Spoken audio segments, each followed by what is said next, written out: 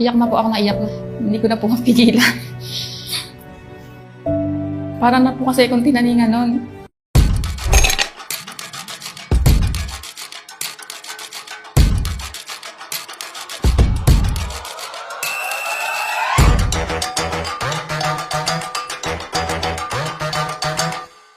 Ako, si Jeneline Eugenio Perpuse, 33 years old, taga San Vicente, Nueva Ecija. Last October 2022, ako po ay nagkaroon ng mga manas. Akala ko po tumataba lang po ako noon. Nung napansin ko po palaki po ng palaki yung mga manas ko sa paa, tuwing iihi po ako. As in, puno po talaga yung bowl namin ng bula. Parang beer po siya na may yellow. Meron na raw po siyang kasamang konting dugo. Mahilig po kasi ako nun sa mga soft drinks, noodles, tsaka mataas po yung pantimpla ko sa maaalat. Nagpa-check up na po ako nang dahil yung tiyan ko po is lumaki na. Pagpasok ko po ng ospital, sabi po ng doktor sa akin, "Ma'am, CS ka?" Sabi